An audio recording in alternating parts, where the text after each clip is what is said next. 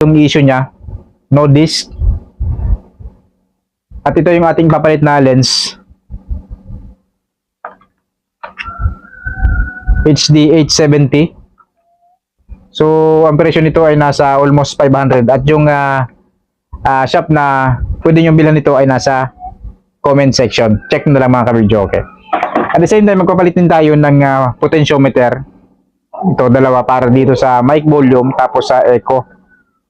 Kasi tuwing ginagamit natin ay minsan ay rumagaragasak na siya at kahit nasa volume na siya ay mahina pa rin. So kailangan lang natin ganunin para bumalik sa dati. Kaya papalitin na natin ito.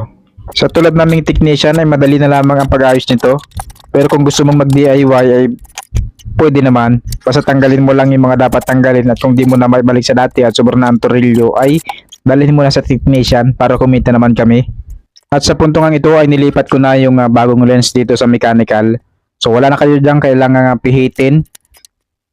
So kailangan nyo lang tanggalin yung lock at kunin yung goma ng dating lens. At ngayon naman ay magpapalit tayo ng potentiometer para sa volume ng mic at sa echo. Basic lang naman ito kaya pinabilis na natin. Basta hanapin nyo lang dyan yung dalawang volume na may tatlo ang paa. At tanggalin nyo tapos palitan nyo ng bago. Yan.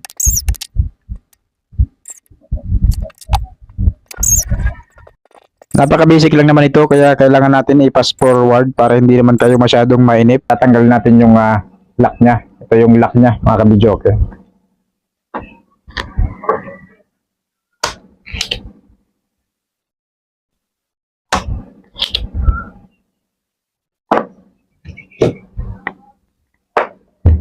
So ibalik na natin sa kahan nya. Ngayon ay bubuuin na natin uli. Basta kung ano yung ating mga tinanggal ay siya rin nating ibabalik. Pwera lang dun sa ating mga pyesa na pinalitan. At kung magsobra ang tornilyo ay bayaan nyo na. Tapon nyo na lang. Ngayon ay titistingnan na natin kung okay ba yung ating ginawa. So i-plug ito natin.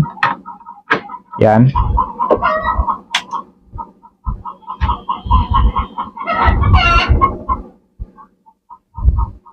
Yan, nag-load na siya mga kabidyo ko.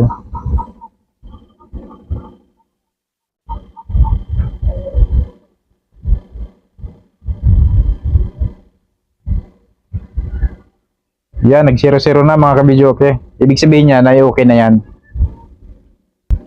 So yan, okay na mga kabidyo, okay? So kung nagustuhan mo ang video ito ay wag mo naman kalimutan